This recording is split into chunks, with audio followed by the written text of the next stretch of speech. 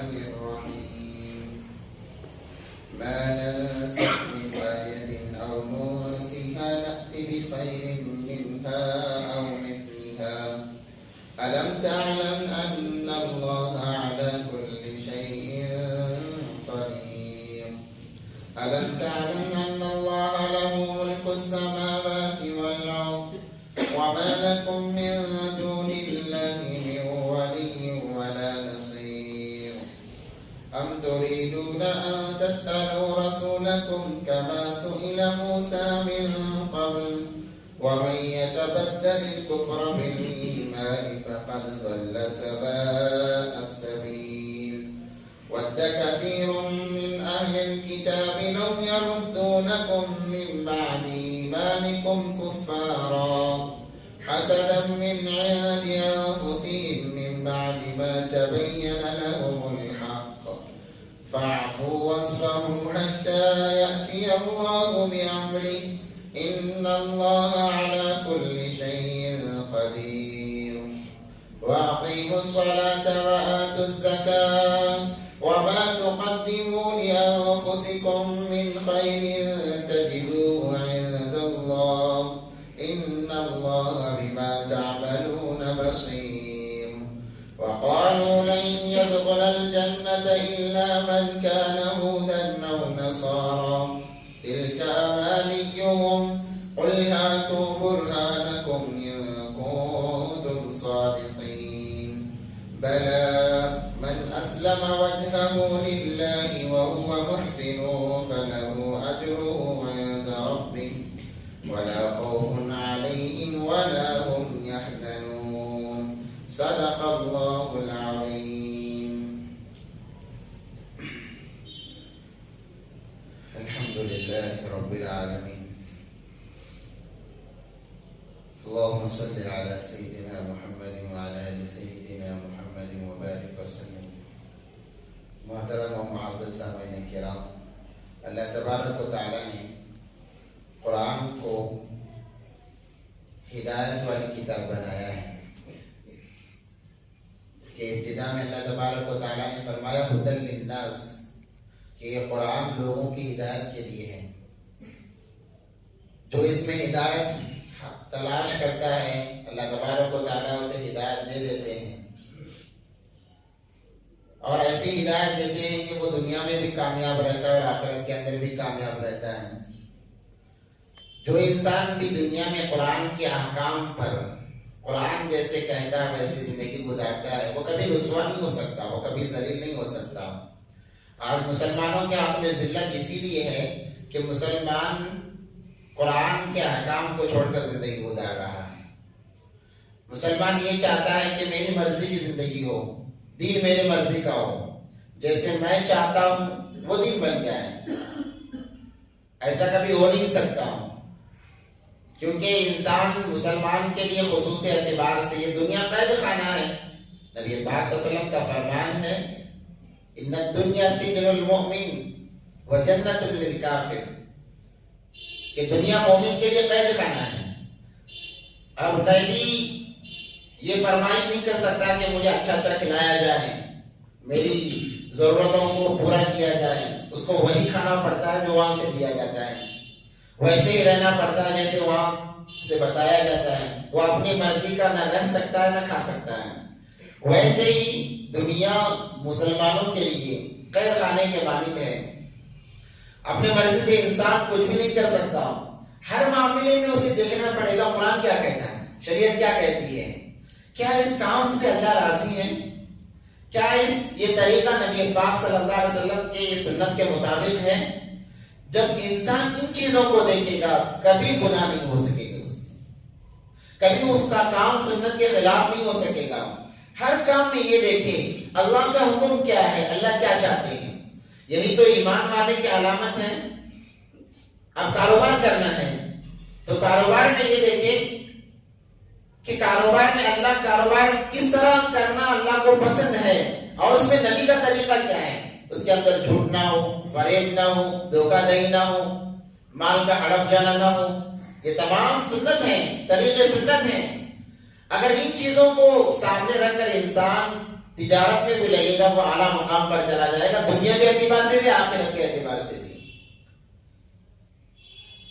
صحابہ کی زندگی اگر آپ اٹھا کر دیکھیں گے تو صحابہ نے ہر عمل میں احکام خداوندی کو مد نظر رکھا، طریقہ رسول اللہ صلی اللہ علیہ وسلم کو مد نظر رکھا ہے۔ عبدالرحمن بن عوف رضی اللہ عنہ بڑے تاجر تھے، صدیق اکبر رضی اللہ تعالیٰ عنہ بڑے تاجر تھے، اور ایسے پائے کے تاجر تھے عبدالرحمن بن عوف رضی اللہ تعالیٰ عنہ کہ ان سے کوئی صحابہ میں مالدار نہیں تھا۔ اتنے بڑے تاجر تھے، اتنے بڑے کروڑ پتی تھے، طریقہ انہوں نے یہی اپنایا کہ جو نبی پاک صلی اللہ علیہ وسلم جو طریقہ بتایا وہی طریقے سے وہ تجارت کرتے گئے۔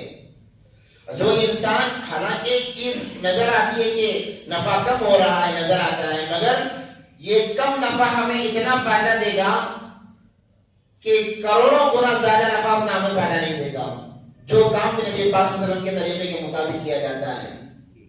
دنیا بھی بنتی ہے، آخرت بھی بنتی ہے۔ انسان یہی تو چاہتا ہے کہ میری دنیا بھی بنے، آخرت بھی بنے۔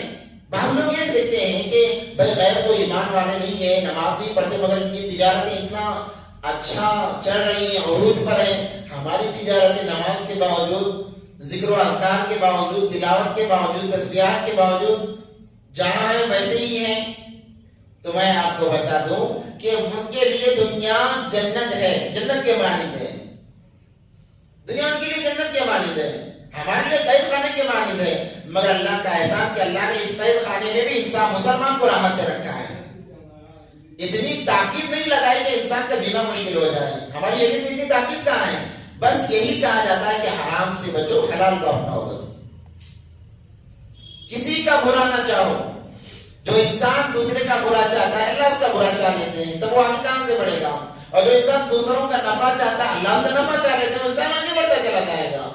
آگے بڑھنے کا بہترین نسخہ یہی ہے کہ ہر ایک کا اچھا بھلا چاہو، تمہیں نفع ہو یا نہ ہو، اللہ کے لیے ہر ایک کا اچھا چاہو، بھلا چاہو، اللہ تمہارا اچھا بھلا چاہ لیں گے، اللہ تمہیں دنیا میں بھی کامیاب فرمائیں گے، آخرت میں بھی کامیاب فرمائیں گے۔ اس طریقے سے جب صحابہ نے زندگی گزاری تو یہودی، مدینے کے یہودی مذاق بناتے تھے صحابہ کرام کا، یہاں تک کہ نبی پاک صلی اللہ علیہ وسلم کا بھی مذاق بناتے تھے۔ جیسے گزشتہ ہفتے آیت پڑھی گئی ایھا الذین آمنوا لا تقولوا راعنا، وہ راعنا کہتے تھے، یعنی راعنا سے کبھی کبھی راعینا کھینچ کر پڑھتے تھے، اور اس سے مراد یہ لیتے تھے کہ نبی پاک صلی اللہ علیہ وسلم کو چرواہا کہتے تھے، بکریاں چرانے والا، اور سامنے کیا ظاہر کرتے تھے؟ اے اللہ کے نبی ہمیں سمجھ میں نہیں آیا، آپ دوبارہ سمجھائیے، دوبارہ بتائیے۔ دل میں کچھ اور تھا، زبان پہ کچھ اور تھا، جسے نفاق بھی کہا جاتا ہے۔ اور صحابہ کرام کا مذاق اڑایا کرتے تھے، تو اللہ نے کہا اے صحابہ آپ جیسے یہودی کرتے ہیں ویسا نہ کریں، آپ راعینا نہ کہیں بلکہ انظر نہ کہیں۔ اگر آپ بھی انہیں دیکھ کر راعینا کہیں گے تو آپ اور ان میں کچھ فرق باقی نہیں رہے گا۔ آپ کہیے اے نبی جی ہماری طرف ذرا دیکھیے، انظر نہ، ذرا اس طرف بھی دیکھیے، ہمیں سمجھ میں نہیں آ رہا ہے، دوبارہ سمجھائیے، واسمعوا، اور سنیے۔ اس طرح کی الفاظ اپناؤ تاکہ تمہاری ان کے ساتھ مشابہت نہ ہو۔ اللہ کو یہ بات بھی گوارا نہیں کہ ایمان والا بندہ کسی اور کی شفاعت اختیار کرے سوائے نبی پاک صلی اللہ علیہ وسلم کے۔ اب ہم اپنی زندگیوں پر ذرا نظر دوڑائیں، ہماری زندگی کس کے مشابہ ہے؟ اللہ کو بالکل پسند نہیں، اللہ کو صرف یہی پسند ہے کہ میرے بندے کی زندگی میرے حبیب کی زندگی جیسی ہو۔ اور نبی پاک صلی اللہ علیہ وسلم نے فرمایا من تشبہ بقوم فہو منہم، جو انسان جس کی شفاعت اختیار کرتا ہے، جیسا بن کے دکھاتا ہے وہ انہی میں سے ہو جاتا ہے۔ اگر انسان اپنے آپ کو یہودی بن کر بتائے گا تو انہی میں سے ہو جائے گا، مسلمان ہونے کے باوجود بھی۔ نصارہ بن کر بتائے گا انہی میں سے ہو جائے گا۔ آج کیا چل رہا ہے ہم دیکھیں کہ غیروں کا تہوار آتا ہے، ہمارے مسلمان آگے بڑھ چڑھ کر ان کے ساتھ ان کی خوشی میں شامل ہو جاتے ہیں، کہتے ہیں کہ بھئی ہر ایک کی خوشی میں شامل ہونا ہے، وہ ہماری خوشی میں شامل ہوتے ہیں، ہم ان کی خوشی میں شامل ہو جائیں گے۔ جب آپ تفریق نہیں رکھیں گے ان میں اور آپ میں کیا فرق باقی رہے گا؟ کچھ تو فرق باقی ہونا چاہیے۔ جیسے وہ اپنے فرق کو باقی رکھتے ہیں کبھی وہ ہمارے عید میں رمضان میں روزے رکھ کر نماز کو نہیں آئیں گے. وہ ایک دو ہیں جو بتانے کے لیے یا اخلاص دل کی کیفیت اللہ جاننے والے ہیں, روزے رکھ لیتے ہیں, مگر ہو بہو جیسے مسلمان اعمال کرتے وہ ویسا نہیں کریں گے. تو پھر ہمارے مسلمان ایمان والے ان کے تہواروں میں کیوں ان جیسی مشابہت اختیار کرتے ہیں؟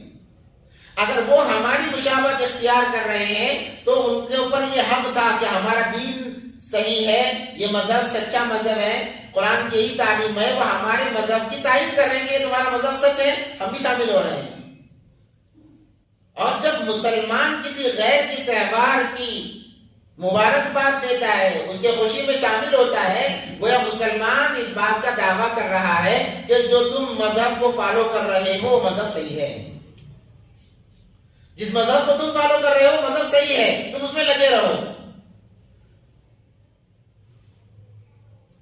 تو گویا اس کے مذہب کی تائید ہو گئی, اور کرنے والا کون ہے؟ مسلمان ہے. تو اللہ کی نظروں میں گر جاتا ہے کہ اس نے اپنے مذہب کو کمتر سمجھا ہے, اپنے مذہب کو کمتر سمجھا ہے اس نے. اس لیے اللہ تبارک و تعالیٰ اس کی سخت پکڑ کریں گے. ابھی چل رہا ہے, کرسمس چل رہا ہے, لوگ اس میں مبارکبادیاں دے رہے ہیں, تہوار کے اعتبار سے کہہ رہے ہیں چلو ہم بھی ان کے خوشی میں شامل ہو جاتے ہیں.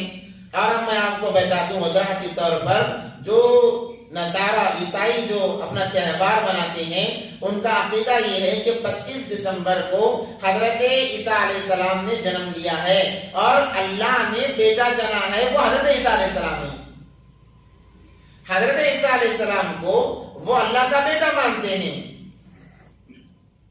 اور کہتے ہیں کہ 25 دسمبر کو ان کی پیدائش ہوئی ہے. آگے آیت آ رہی ہے, وہ کہتے ہیں وقالوا اتخذ اللہ ولدا, کہ اللہ نے بیٹا جنا ہے. اب جب ہم ان کے تہوار میں انہیں مبارکبادی دیں گے تو ہم کہہ رہے ہیں کہ ہاں 25 دسمبر کو اللہ نے بیٹا جنا ہے, وہ حضرت عیسیٰ علیہ السلام ہے. کتنا برا عقیدہ ہے. حالانکہ اللہ کے متعلق ہے اللہ الصمد لم یلد ولم یولد, نہ اللہ کو کسی نے جنا ہے نہ اللہ سے کوئی پیدا ہوا ہے, نہ اللہ کو کسی نے جنا ہے نہ اللہ سے کوئی پیدا ہوا ہے. جس کا ایمان یہ نہ ہو وہ تو ایمان والا ہی نہیں, مسلمان ہی نہیں. اور ہم بڑے خوشی سے ان کے تہوار میں انہیں مبارکبادی دے رہے ہیں. یہ مبارکبادی دینا گویا اس بات کا اقرار کرنا ہے کہ ہاں اللہ نے بیٹا جنا ہے, وہ حضرت عیسیٰ علیہ السلام ہے, اللہ کی طرف نسبت کر دینا ہے, جو کہ بہت بری بات ہے, بہت غلط بات ہے. یہاں تک کہ اس پر تکرار کرنے سے ایمان کے نکل جانے کا خدشہ لاحق ہو جاتا ہے. ہمارے لوگ خوشی سے مبارکبادیاں دے رہے ہیں. آج آپ مسلمانوں کے اسٹیٹس کو دیکھیں, ہر ایک کے موبائل کے اسٹیٹس پر یہی ہوگا, ان کے تہوار کی مبارکبادی. اب اس بات کو بھی سمجھ لیں, جو انسان موبائل پر اسٹیٹس رکھتا ہے وہ اپنی حیثیت کو بتا رہا ہے کہ دیکھو میری حیثیت اتنی ہے, تم جو مجھے سمجھ رہے ہو وہ میں نہیں ہوں, تم جو مجھے سمجھ رہے ہو میں وہ نہیں ہوں. اب ان کے تہوار کا اگر اسٹیٹس آ رہا ہے موبائل پر, گویا یہ بتانا چاہ رہا ہے کہ میں ان کے ساتھ ان کے قدم میں قدم ملا کر کھڑا ہوں, آپ مجھے مسلمان نہ سمجھو. اگر فحاشی اور اوریانی کی باتیں اپنے موبائل کے اسٹیٹس پر رکھ رہا ہے تو اس بات کی گواہی دے رہا ہے کہ میں اس بات کو اچھا سمجھتا ہوں, اوریانیت کو, ننگے پن کو اچھا سمجھتا ہوں, گناہ کو اچھا سمجھتا ہوں. تم دھوکے میں نہ پڑو کہ میں اچھا انسان ہوں. اسٹیٹس تو اسی کو کہتے ہیں کہ انسان اپنی حیثیت کو سامنے رکھتا ہے.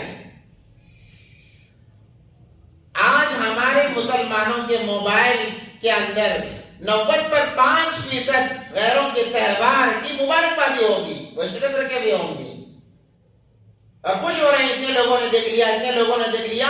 گویا کہ اتنے لوگوں کو آپ نے شرک کی دعوت دی ہے. آپ کو دیکھ کر جتنے لوگ اسٹیٹس کو رکھیں گے اس کا گناہ آپ کو ملتا رہے گا, سود کے ساتھ ملتا رہے گا. تو مسلمانوں کی ایک الگ شان ہے, مسلمانوں کی ایک عجیب شان ہے اور الگ شان ہے. وَإِذْ قَالَ رَبُّكَ لِلْمَلَائِكَةِ إِنِّي جَاعِلٌ فِي الْأَرْضِ خَلِيفَةً. اتنا پیارا لفظ ہے. اللہ نے کہا ہے مسلمانوں تم دھوکے میں نہ رہو، تم میرے وزیر ہو دنیا پر، میں نے تمہیں حکومت کرنے کے لیے بنایا ہے۔ اللہ کہہ رہے ہیں بس حکومت تمہاری ہو جائے گی، میری غلامی میں آ جاؤ، دنیا تمہاری حکومت میں آ جائے گی، غلامی میں آ جائے گی۔ میرے حبیب صلی اللہ علیہ وسلم کی تم غلامی میں آ جاؤ، دنیا کی ساری چیزیں تمہاری غلامی میں آ جائے گی۔ اسی لیے تو مسلمان کو خلیفہ کہا گیا ہے، اور شروع سے یہی چلتا آ رہا ہے۔ انسان خصوصی اعتبار سے مسلمان اپنی حیثیت کو پہچانے کہ وہ کون ہے، وہ کون ہے۔ جب تک باپ اپنے آپ کو یہ تسلیم نہیں کرتا کہ میں باپ ہوں ان بچوں کا، وہ ان کی کفالت نہیں کر سکتا، ان کی ذمہ داریاں نہیں نبھا سکتا۔ جب وہ سوچ لیتا ہے کہ میں ان کا باپ ہوں، تب وہ ان کی ذمہ داریوں کو نبھاتا ہے۔ جب تک یہ نہیں سمجھتا کہ میں اس عورت کا شوہر ہوں، اس کی ذمہ داریوں کو نبھا نہیں سکتا۔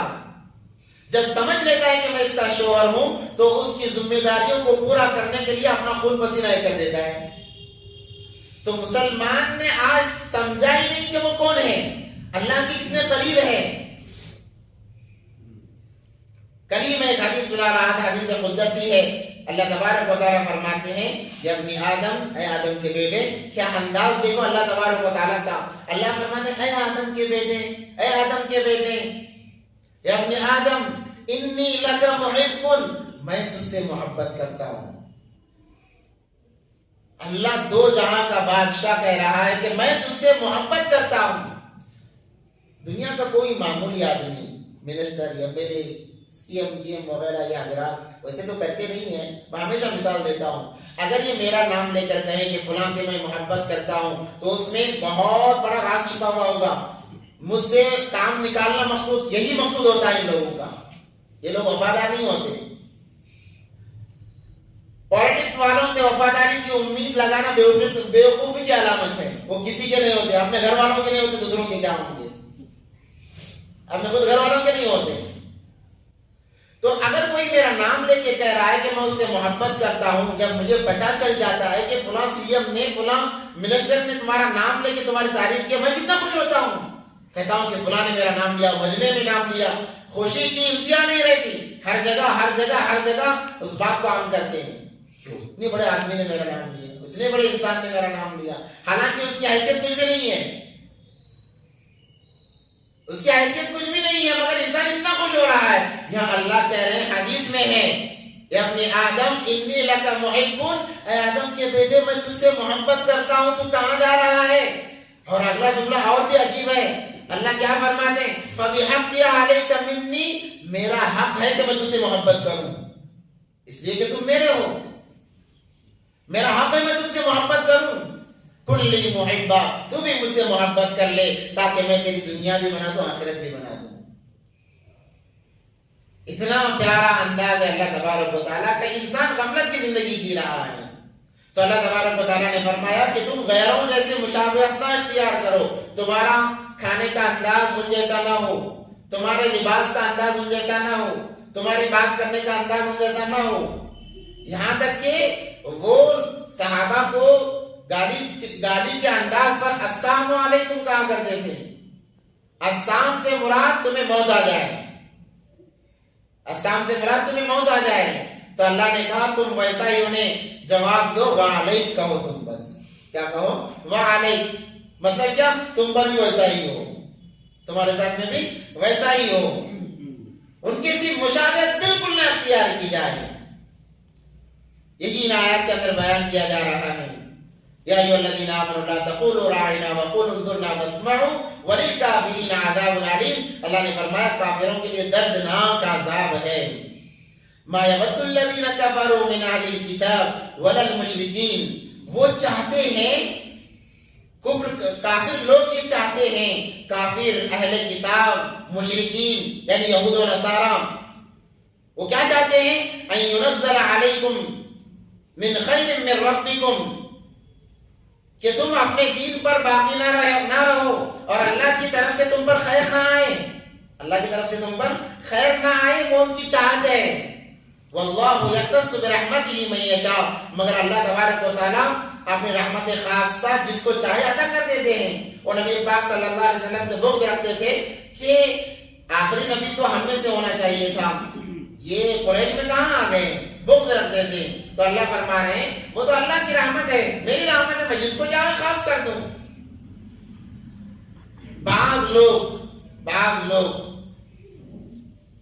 بعض فرقے والے یہ کہتے ہیں کہ اس آیت کو سامنے رکھ کر کہ ہر کوئی انسان محنت کے ذریعے سے، خصوصاً مرزائی کہتے ہیں، مرزائی وہ کہتے ہیں کہ ہر انسان محنت کر کے نبی بن سکتا ہے. بالکل غلط عقیدہ ہے. ہمارے نبی پاک صلی اللہ علیہ وسلم خاتم النبیین ہے، ان کے بعد کوئی نبی نہیں. انسان چاہے جتنی محنت کر لے نہ نبی بن سکتا ہے، نہ صحابی بن سکتا ہے، اور نہ تابعی بن سکتا ہے، اور نہ تبع تابعی بن سکتا ہے. ہاں، ولایت کا دروازہ ہمیشہ کے لیے کھلا ہے. آپ محنت کرو ولی بن جاؤ. ولایت کا دروازہ کھلا ہے، انسان ولی بن سکتا ہے مگر صحابی یا نبی نہیں بن سکتا. واللہ ذو الفضل العظیم. ما ننسخ من آیت او ننسیها نأتی بخیر منها. بعض آیتیں قرآن پاک کے اندر اللہ تبارک و تعالیٰ فرما رہے ہیں ما ننسخ من آیت، ہم بعض آیتوں کو منسوخ کر دیتے ہیں، او ننسیها یا بھلا دیتے ہیں، نأتی بخیر مثلها تاکہ اس سے بہتر لائیں، او مثلها یا اس جیسی آیت لائیں. اس کا شان نزول یہ ہے کہ یہودی کہتے تھے کہ تمہارا قرآن جب صحیح ہے، سچا ہے، تم کہتے ہو کبھی بیت المقدس کی طرف نماز رک کر کے نماز پڑھتے ہو تو اچانک نماز میں کبھی مکہ المکرمہ کی طرف گھوم جاتے ہو. یہ تمہارا کیسا دین ہے؟ کیا تمہارے خدا کو ہی تمہارے دین میں شک ہے، اس کے دین میں شک ہے؟ کیونکہ پہلے قبلہ جو تھا بیت المقدس تھا، تمام لوگ بیت المقدس کی طرف رک کر کے نماز پڑھتے تھے، اور اللہ کے نبی پاک صلی اللہ علیہ وسلم ان کی چاہت یہ تھی کہ ہمارا قبلہ مکہ المکرمہ ہو، اور ہمیشہ ایک فکر رہتی تھی کہ رخ اس طرف ہو جائے. حالانکہ اللہ کی طرف سے وحی نہیں آئی تھی تو بیت المقدس کی طرف ہی رک کر کے نماز پڑھتے تھے. ایک دفعہ نماز پڑھ رہے تھے، اچانک وحی آئی کہ اپنے رخ کو پھیر لو نمازی کی حالت میں.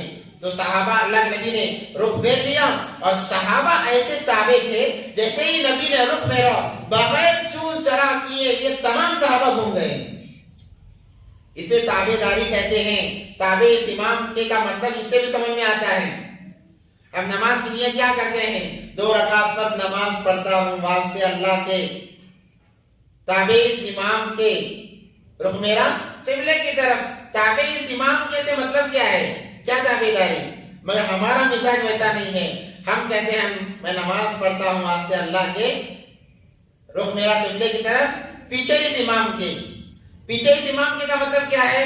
یہ کہاں جاتا ہے، کیا کھاتا ہے، کیا کرتا ہے، کتنا کھاتا ہے، کتنا سوتا ہے، کتنا خرچ کرتا ہے. گویا کہ ہمارا ارادہ یہ ہوتا ہے تو ہم تابع اس امام کے نہیں کہتے، ہم کہتے ہیں پیچھے اس امام کے. آپ پیچھے پڑ گئے، ایسا پیچھے پڑ گئے، اللہ عبادت فرمائے. بہت سارے علماء نے تو امامت چھوڑ دی، بھائی یہ لوگوں سے بچ نہیں سکتے. ایسے لوگ ہیں، ایسا پیچھے پڑ جاتے ہیں کہ ایک غلطی ہوئی کہتے ہیں کہ بھئی اتنی بڑی غلطی. غلطی تو بڑی ہی ہوتی ہے مگر وہ بھی تو انسان ہے، ضروریات ہیں. جیسے آپ انسان وہ بھی انسان، جیسے آپ کے بھی بچے ہو ان کے بھی بچے ہیں.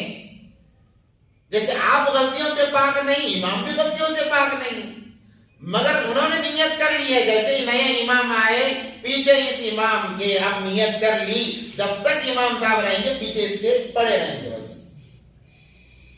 ذرا سا دکھا دو ایسا اعلان اعلان کر دیں گے. اللہ حفاظ فرمائے. احادیث میں آتا ہے کہ اپنے مومن بھائیوں کی برائیوں کو چھپایا کرو.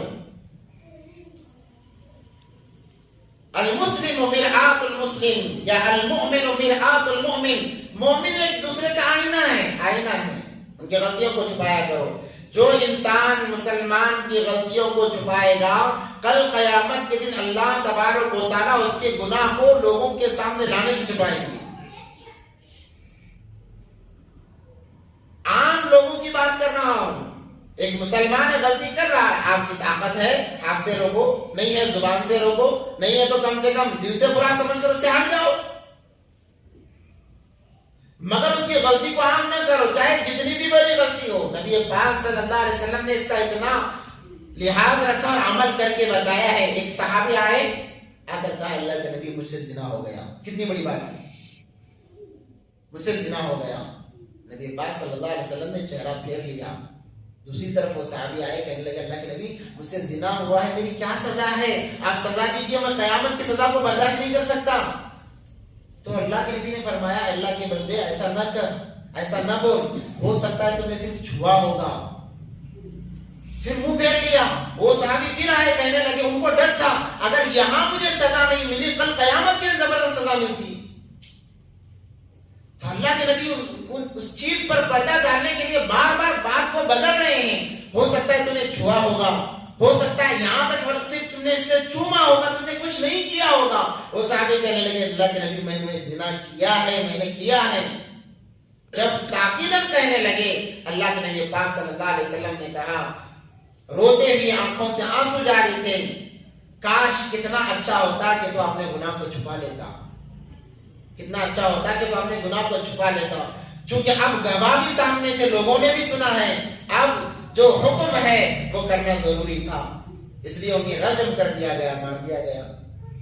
اسلامی حکومت ہوگی تو یہی ہوگا. تو اتنا نبی پاک صلی اللہ علیہ وسلم نے چھپایا ہے. مگر اب آج ہم کیا کرتے ہیں کہ ذرا سے سامنے والے کے گناہ ظاہر ہو گئے اس کو عام کر دیں کہ گناہ بھائی ایسا ہے, ویسا ہے, ویسا ہے, ویسا ہے. اسی کو تو چغل خوری کہیے یا بہتان کہیے, الزام کہیے. یہ نیکیوں کو ایسا کھا جاتے ہیں جیسے سوکھی لکڑی کو آگ کھا جاتی ہے. ایک تو مشکل سے ہمارے ساتھ میں نیکیوں کا کچھ باقی نہیں ہے, ویسے بھی کچھ نیکیاں جمع نہیں ہیں. اب یہ کام کر کے گویا کہ ہم نے اپنے ساری نیکیوں کو تباہ و برباد کر دیا. بہت ڈر. تو یہودی یہ کہتے تھے کہ یہ کیا بات ہوئی کہ تم کبھی تمہارا اللہ یہ حکم کرتا ہے, کبھی یہ حکم کرتا ہے. اور پہلے جو ہے عورت مرد مر جائے, کسی عورت کا شوہر مر جائے تو عدت 1 سال تھی, مگر اس کو کم کر کے 4 مہینے 10 دن کر دیا گیا. اب کہنے لگے کہ پہلے تو 1 سال تھی, اب 4 مہینے 10 دن کیسا ہو گیا. جب تمہارے خدا کو ہی اس پر اعتماد نہیں تو پھر کس بات کا خدا ہے, کس بات کا تمہارا دین ہے. تو یہ ان کے اشکالات تھے. تو چند آیتیں قرآن میں ایسی تھیں جو پہلے نازل ہوئی, اس کے بعد میں وہ آیتیں منسوخ ہو گئیں. لوگوں کو دیکھ کر حکم بدلتے رہتے ہیں, احکام بدلتے رہتے ہیں. جیسے میں نے پہلے بھی بتایا موبائل کے متعلق ہے. پہلے موبائل اتنا عام نہیں تھا تو اس کے کوئی مسائل نہیں تھے. اب جب موبائل عام ہو گیا, انسان کے زندگی کا جز بن گیا, اب اس کے مسائل آ گئے. اب کہا گیا کہ بھئی نماز میں ہو بج رہا ہے تو آپ اسے اٹھا کر دیکھے بند کر سکتے ہو. یہ مسائل آئے ہیں, آپ بند کر سکتے ہو اسے. یہ عمل کثیر میں شمار نہیں ہوگا, اس سے آپ کے نماز پر اثر نہیں پڑے گا. ہاں اگر کوئی انسان موبائل اٹھا کے دیکھ رہا ہے, پڑھ رہا ہے, تب نماز پر اثر پڑے گا, یا عمل کثیر ہوگا, نماز فاسد ہوگی. اگر دیکھ کے کٹ کر رہا ہے, بند کر رہا ہے جھک کر, تو اس سے نماز فاسد نہیں ہوگی, آپ کی نماز باقی رہے گی. تو یہ احکام آ گئے. تو حالات کے اعتبار سے احکام بدلتے ہیں. ویسے پہلے آیات تھی, اللہ نے آیات کو بلا دیا. ایسا بلایا کہ چند صحابہ نے چند آیتوں کو یاد کیا, نماز میں ان کو پڑھنے لگے تو یاد ہی نہیں آ رہا ہے. بسم اللہ الرحمن الرحیم کے آگے کچھ بھی نہیں آ رہا ہے. تو پریشان ہو گئے, نبی پاک صلی اللہ علیہ وسلم کے پاس گئے اور پوچھا اللہ کے نبی یہ کیا معاملہ, ہم نے آیتیں یاد کی تھی, نماز میں ہم نے کئی دفعہ پڑھا ہے, اب یاد نہیں آ رہی ہیں. تو اللہ کے نبی پاک صلی اللہ علیہ وسلم نے فرمایا اللہ کا نظام الگ ہے, اللہ جب چاہیں احکام میں تبدیلی کر سکتے ہیں. اللہ نے ان آیتوں کو منسوخ کر دیا ہے. اب منسوخ ایسے ہوئے کہ ذہنوں سے بھی مٹا دیا. قرآن سے تو نکلے ہیں, لوگوں کو جو یاد تھی وہ آیتیں بھی بھول گئے, یہاں تک کہ نبی بھی بھول گئے, اللہ نے بلا دیا. تو اسی کا تذکرہ ہو رہا ہے. تو یہودی کہہ رہے ہیں کہ ایک ایسا دین ہے کہ جب چاہے اس کے اندر تبدیلی کی جائے. تو اللہ فرما رہے ہیں اللہ منسوخ کرتے ہیں اس لیے کہ اس جیسی اور دوسری آیتیں یا اس کے اچھی آیتیں آپ کو. الم تعلم ان اللہ علی کل شیء قدیر, کہ اللہ تبارک و کیا تم جانتے نہیں کہ اللہ تعالی ہر چیز پر قادر ہیں. الم تعلم ان اللہ له ملک السماوات والارض, کیا تم نہیں جانتے کہ اللہ تبارک و تعالی کا ہی یہ زمین و آسمان اللہ تبارک و تعالی کی ہیں, تمام کائنات اللہ تبارک و تعالی کی ہے. وما لکم من دون اللہ من ولی ولا نصیر, اور یاد رکھو تمہارا کوئی مددگار نہیں ہے اللہ کے علاوہ. اللہ کے علاوہ تمہارا کوئی دوست بھی نہیں ہے, کوئی مددگار بھی نہیں ہے. اللہ ہی تمہارے دوست ہیں, اللہ ہی تمہاری مدد کرنے والے ہیں. دنیا کا نظام ہمارے سامنے ہے. ہم جس ایک سے انسان سے کتنی بھی اچھی دوستی لگا لیں, جب معاملہ بگڑتا ہے سب سے بڑا دشمن وہی بنتا ہے. اس لیے دوستی کے اصولوں میں سے ایک اصول یہ ہے کہ کسی اپنے دوست کو اپنے راز نہ بتاؤ. دوستوں کو بعض لوگ کیا کرتے ہیں کہ دوست ہر راز بتا دیتے ہیں, یہ سب سے بڑے خطرے کی علامت ہے. کبھی اپنے راز دوستوں کو نہیں بتانے چاہیے. خدا نہ خواستہ ذرا سا اختلاف ہوا, آپ کی وہ باتیں وہ سامنے لائے گا جو آپ نے کبھی خواب و خیال میں بھی نہیں سوچی ہوں گی. جب دوست دشمن بنتا ہے تو وہ حقیقی معنوں میں دشمنی نبھاتا ہے. اس لیے اپنے راز کی باتیں کسی سے نہ بتائیں. اللہ ہی دوست ہے. آپ اللہ سے روٹ جاؤ یا اللہ آپ سے روٹ جائے, اللہ آپ کی کبھی وہ راز کی باتیں باہر نہیں لاتے. راز کی باتیں باہر, ابھی آیت ایک آ رہی ہے, یہودیوں نے, مکہ کے لوگوں نے کہا, مشرک مدینہ والوں نے کہا, کاش کتنا اچھا ہوتا جیسے بنی اسرائیل کے معاملات سامنے آ جاتے تھے, ہمارے بھی معاملات سامنے آ جاتے. تو اللہ کے نبی پاک صلی اللہ علیہ وسلم نے کہا ایسے سوال نہ کیا کرو, ایسا سوچا نہ کرو. اگر ایسا ہوگا تو تم سے کوئی ملنا جلنا بند کر دے گا. آج ہمارے کتنے گناہ, میرے کتنے گناہ ہیں میں جانتا ہوں, میرا اللہ جانتا ہے. اگر میرے گناہ آپ کے سامنے آئے, آپ اتنے اطمینان سے میرے سامنے بیٹھیں گے نہیں. آپ کے گناہ میرے سامنے آئے تو میں نہیں بیٹھوں گا آپ کے سامنے. اللہ کا کتنا کرم.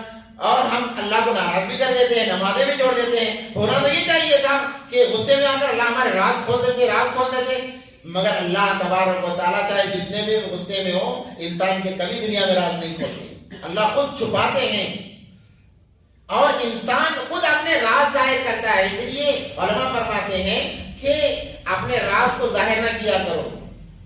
جب تک بندہ اپنے راز کو ظاہر نہیں کرتا, گناہ کے ہو جو بھی ہو, اللہ بھی ظاہر نہیں کراتے. ایک انسان نے بہت بڑا گناہ کیا, بہت بڑا گناہ کیا, جب تک بندہ اس گناہ کو ظاہر نہیں کرتا لوگوں کے سامنے, تب تک اللہ بھی ظاہر نہیں کرتے. اللہ بھی ظاہر نہیں کرتے. جب یہ بندہ ظاہر کرنا شروع کر دیتا ہے تب اللہ بھی اس کے گناہ کو ظاہر کرنا شروع کر دیتے ہیں. کتنے بڑے اللہ حیا والے ہیں اور کتنی محبت کرنے والے ہیں. جب تک ہمارے طرف سے پہل نہ ہو, اللہ بھی گناہ کو ظاہر نہیں کرتے. اللہ بھی چھپاتے ہیں کہ میرے بندے سے کوئی نفرت نہ کرنے لگ جائے. اور جب ہم ہی میں, اس لیے کہتے ہیں کہ اپنے گناہ تو ہوتے رہتے ہیں, مگر گناہ کو ظاہر نہ کرو, کیونکہ اللہ خود نہیں چاہتے کہ تمہارے گناہ ظاہر ہو. اب بندہ ہے کہ بار بار گناہ کر کے بڑے اطمینان سے بولتا ہے کہ میں نے گناہ کر لیا, میں نے گناہ کر لیا. جب گناہ کو ظاہر کرو گے, نیکی بھی ظاہر کر کے کرنا پڑے گا, معافی بھی آپ کو علی الاعلان مانگنی پڑے گی. یہ آداب ہیں. اس لیے گناہوں کو ظاہر نہ کیا کرو, اپنے گناہوں کو چھپاؤ, کیونکہ اللہ خود چھپانا چاہتے ہیں. تو کہہ رہے ہیں اللہ ہی دوست ہو سکتا ہے, اللہ ہی ولی ہے, دوست ہے. ولی سے مراد دوست ہے اور مدد کرنے والا اللہ ہی ہے. جب ہر کوئی ہاتھ اٹھا لیتا ہے تو بس ایک ہی ہاتھ ہمارے ساتھ رہتا ہے, وہ اللہ کا ہاتھ رہتا ہے. اب دیکھو, جو بھی انسان چاہے وہ غیر ہی کیوں نہ ہو, جب مایوس ہو جاتا ہے اور اس کے دل میں ذرا سی بات آتی ہے تو اللہ فوراً متوجہ. اور بنی اسرائیل کے واقعہ ہے, بنی اسرائیل کے ایک واقعہ ہے کہ ایک بہت بڑا بتوں کا پجاری تھا. کئی سال اس نے عبادت کی, بتوں کی پوجا کی. اس کے سر میں درد ہو گیا, سر کا درد اتنا بڑا کہ سنبھالے نہیں جا رہا ہے. تو وہ گیا, جا کر منت سماجت کرنے لگا, میں نے اتنے سال تمہاری پوجا پاٹ کی ہے, اب میرا آپ سر درد کم کر دو. میں نے کچھ مانگا نہیں ہے, مجھے ضرورت نہیں تھی, مانگا نہیں تھا, اب مجھے ضرورت ہے, آپ میرا سر درد کم کر دو. تو خود کہاں سے سر درد کم کرے گا؟ یہ منتیں کرتا رہا, مگر اس نے کم نہیں کیا. اس کو غصہ آ گیا, کہنے لگا کہ میں نے اتنے سال جو تمہاری پوجا کی اس کا مجھے یہی صلہ ملا ہے, تم خدا نہیں ہو سکتے. یہ کہہ کے نکلا.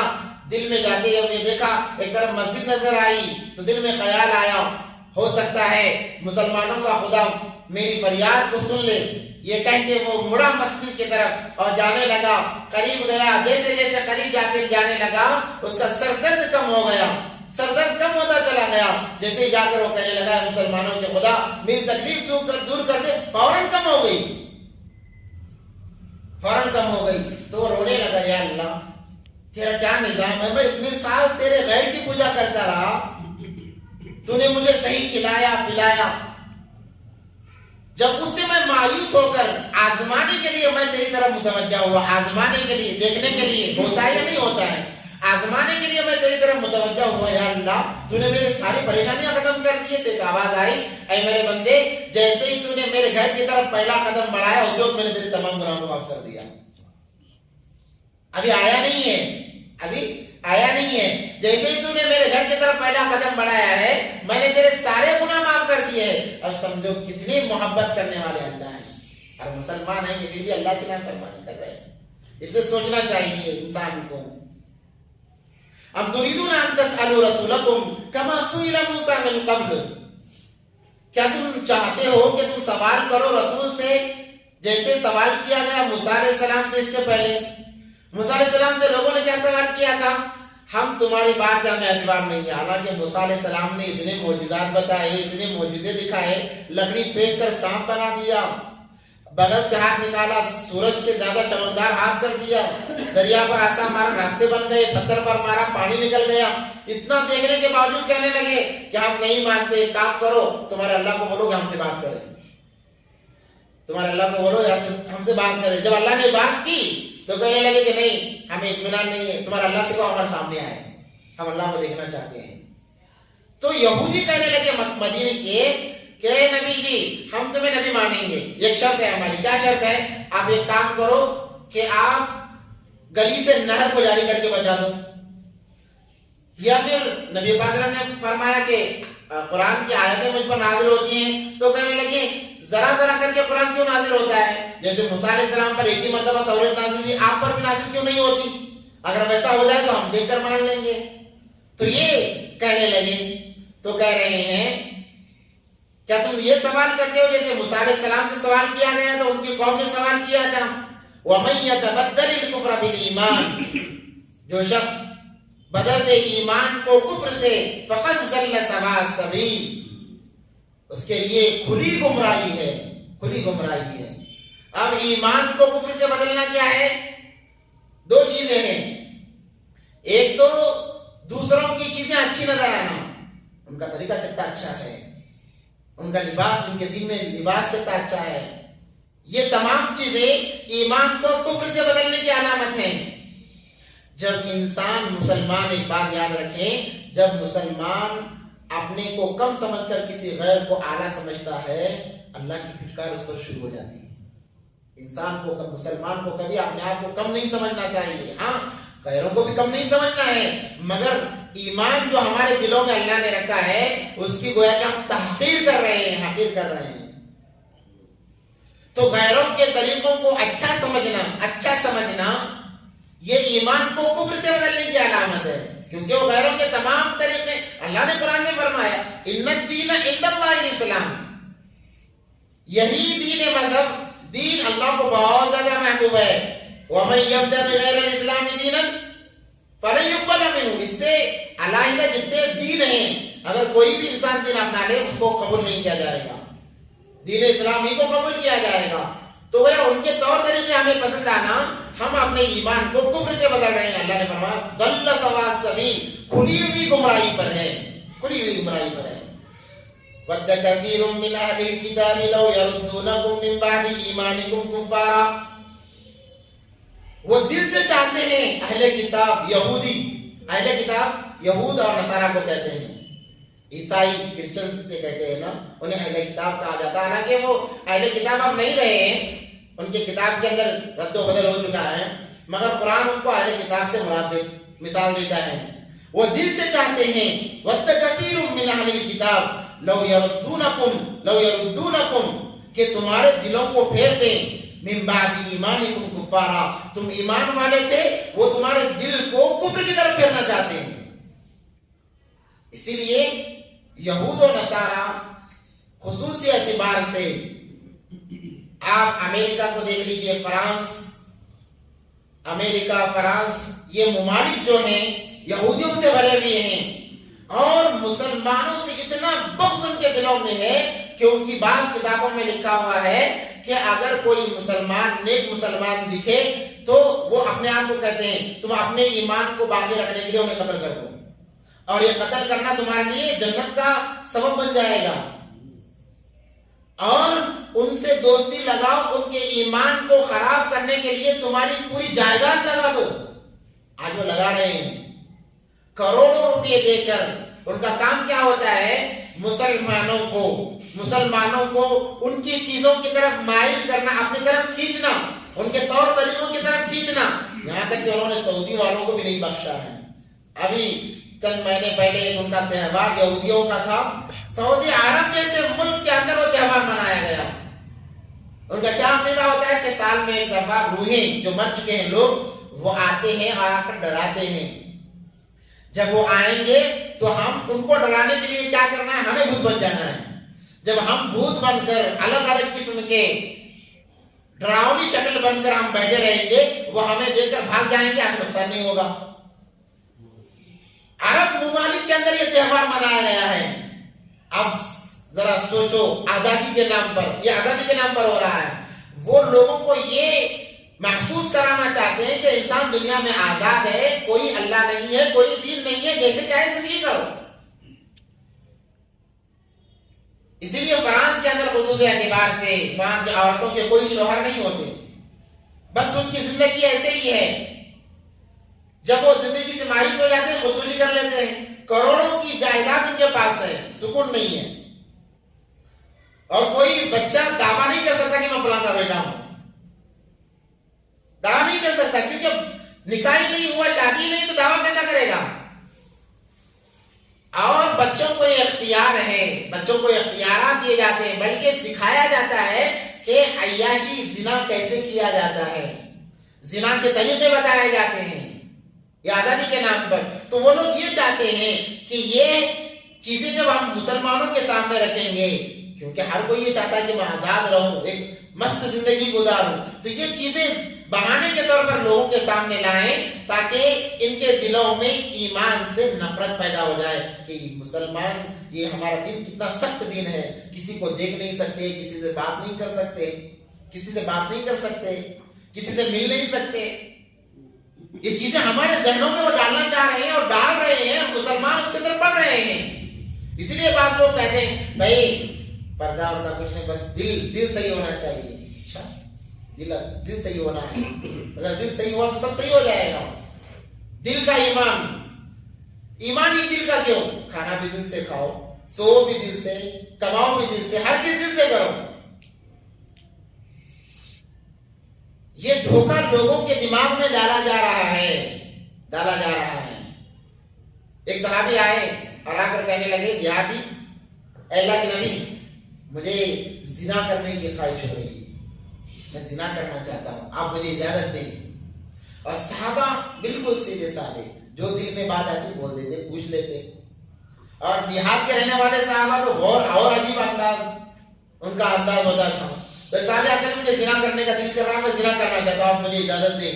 تو نبی پاک صلی اللہ علیہ وسلم کو کتنا غصہ ہونا چاہیے تھا، وہ بھی مسجد میں آ کر بول رہے ہیں، مگر نبی پاک صلی اللہ علیہ وسلم نے اتنا پیار سے انہیں سمجھایا، کہنے لگے اچھا اجازت چاہیے، کہا کیا اجازت چاہیے، میں زنا کرنا چاہتا ہوں۔ تو نبی پاک صلی اللہ علیہ وسلم نے کہا اے فلانی، اگر کوئی تمہاری ماں کے ساتھ زنا کرے گا تمہیں پسند ہے؟ کہا کہ ہرگز نہیں، میں چھوڑوں گا نہیں۔ تمہاری بہن کے ساتھ؟ کہا کہ نہیں۔ تمہاری بیٹی کے ساتھ؟ کہا کہ نہیں۔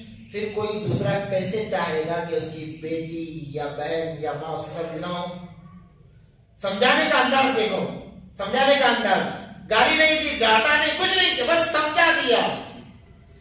جب تم نہیں چاہتے کہ تمہاری ماں کے ساتھ میں، تمہاری بہن کے ساتھ، تمہاری بیٹی کے ساتھ کوئی زنا کرے، تو کوئی اور کیسے چاہے گا کہ ان کی ماں بیٹی کے ساتھ زنا ہو جائے؟ تو صحابہ نے کہا اے اللہ کے نبی، میں معاف مانگتا ہوں، اس کے بعد کبھی یہ خیال میرے دل میں نہیں آئے گا۔ اور آج جو لوگ سمجھتے ہیں کہ ایسا کچھ نہیں، اور یہ دیکھو حیا کی بات آ رہی ہے تو میں بتا دوں، دو چیزوں کا مطلب ایک ہاتھ دے ایک ہاتھ دے ہے۔ ایک تو ماں باپ کو جو انسان ستاتا ہے، میں ہمیشہ اس پر زور دیتا ہوں، جو انسان ماں باپ کو جتنی تکلیف دے گا، مرنے سے پہلے اتنی تکلیف جھیل کر مرے گا یا اس سے زیادہ۔ اس وقت تک اسے موت نہیں آئے گی، چاہے اس کی گاڑی کا ایکسیڈنٹ ہو جائے، مرے گا نہیں، اللہ بچائیں گے اسے، کیونکہ بدلہ دینا ہے دنیا کے اندر۔ جیسا اس نے اپنے ماں باپ کو ستایا ہے، ویسے اسے اس کی اولاد ستائے گی۔ اور اللہ اولاد دیں گے، یہ نہیں کہ بھائی میں اپنے ماں باپ کو ستا رہا ہوں، مجھے ابھی تک اولاد نہیں ہے تو مجھے کون ستائے گا، ایسا نہیں، اللہ اسے اولاد دیں گے۔ اگر پہلی بیوی سے نہیں تو اللہ ایسے نظام بنائے گا دوسری بیوی کرے گا، اس سے اولاد ہوگی، وہ اولاد سزائیں گی، اور یہ مرنے سے پہلے پہلے ہوگا، ایک ہاتھ دے ایک ہاتھ دے۔ اس لیے ماں باپ کا چاہے وہ جتنے نافرمان ہو، مار دھڑپ کرتے ہوں، ہمیں حق نہیں ہے کہ ان کے سامنے اف بھی کہیں۔ اگر انسان اپنی آخرت چاہتا ہے اور دنیا کی زندگی چین سے جینا چاہتا ہے، اپنے ماں باپ کا ہر عمل خوشی سے برداشت کر لو بس۔ نبی پاک صلی اللہ علیہ وسلم نے فرمایا اگر کافر بھی ہو تو انہیں حق نہیں ہے ان کی نافرمانی کرنے کا، کافر بھی، مسلمان تو مسلمان ہے، کافر بھی ہو تب بھی حق نہیں ہے۔ غلطی کرو گے تو ایسی سزا بھگتو گے اور موت نہیں آئے گی، اگر سے دوسری بات ہے۔ اور دوسرا یہ ہے کہ جو انسان بے شرمی کی حدیں پار کر دیتا ہے یا دوسروں کے بہنوں کو بیٹیوں کو غلط نظریے سے دیکھتا ہے، جب تک اس کی بیٹیوں اور بہنوں کو دوسرا غیر نظر سے نہیں دیکھتا اسے موت نہیں آئے گی۔ واقعہ کتابوں میں لکھا ہوا ہے ایک سنار کا، وہ کنگن پہنانے والا جسے کنگن وغیرہ پہناتے ہیں نا، کانچ کے وغیرہ پہناتے ہیں، تو اس کا ایک دکان تھا، وہ کنگن پہنایا کرتا تھا، اچھا ایماندار تھا، اور اس کی بیوی اور بھی زیادہ ایماندار تھی۔ ایک مرتبہ ایک بہت خوبصورت عورت آئی، جب وہ اسے کنگن پہنانے لگا، اس کے خوبصورتی کو اس نے محسوس کیا، دل کے اندر ایک غلط خیال آیا کہ میں اسے اپنی خواہش کو پورا کروں، یا اس نے شہوت سے اس عورت کے ہاتھ کو دبایا، اتنا ہوا وہ معاملہ ختم ہو گیا۔ اس کے گھر میں ایک نوکر تھا، غلام تھا، جو اس کے گھر کی خدمت کیا کرتا تھا۔ جب وہ اپنے گھر آیا تو اس کی بیوی روتی ہوئی بیٹھی ہے۔ اس نے کہا کہ کیا بات ہے، کیوں رو رہی ہو؟ اس نے کہا کہ آج بہت بڑا معاملہ ہوا۔ کہا کہ کیا معاملہ ہوا؟ جس غلام کو ہم نے اپنے گھر میں جگہ دی ہے، جس کو ہم نے اپنے بیٹے جیسا پالا ہے، رکھا ہے، بیٹا سمجھ کر رکھا ہے، اس نے آج غلط ارادے سے مجھے چھو لیا ہے۔ جیسے یہ بات سنا تھا وہ رونے لگا۔ بیوی نے کہا تم کیوں رو رہے، میرے ساتھ ایسا ہوا، تم کیوں رو رہے ہو؟ تو اس نے کہا آج میں نے بھی غلط ارادے سے کسی عورت کا ہاتھ دبایا ہے، اللہ نے مجھے بتا دیا جب تو کسی کے بیوی کے ساتھ یہ کام کر سکتا ہے تو تیری بیوی کے ساتھ بھی یہ کام ہو سکتا ہے۔ آج ہم اب کسی کے بہنوں کو غلط چیز کے لیے استعمال کر رہے ہیں، ہماری بہنیں غیر محسوس طریقے سے استعمال ہو رہی ہیں، بڑے ڈرنے کی بات ہے، بہت ڈرنے کی بات ہے۔ اگر ہم کسی بیٹی کو استعمال کر رہے ہیں تو میری بیٹیاں استعمال ہو رہی ہیں، مجھے معلوم نہیں ہے، وہ استعمال ہو رہی ہیں۔ ایک بادشاہ کا مشہور قصہ ہے، بادشاہ تو ہر کوئی ڈرتا ہے بادشاہ سے، اس کا جلال ہوتا ہے، کچھ بھی کہے تو وہ گردن اڑا دیتا ہے۔ تو ایک بادشاہ کی بہت خوبصورت بیٹی تھی، اور اس نے ایسا نظام بنائے رکھا تھا جب اس کی بیٹی اور بیوی نکلتے تمام لوگ نظریں جھکا کر کھڑے ہو جاتے، کسی کی مجال نہیں ہوتی تھی اوپر نظر دے۔ بیوی اور بیٹی کو دیکھنے کا معاملہ نہیں ہے، ان کے گاڑی کو بھی دیکھنے کی مجال نہیں ہوتی، اتنا دبدبا تھا۔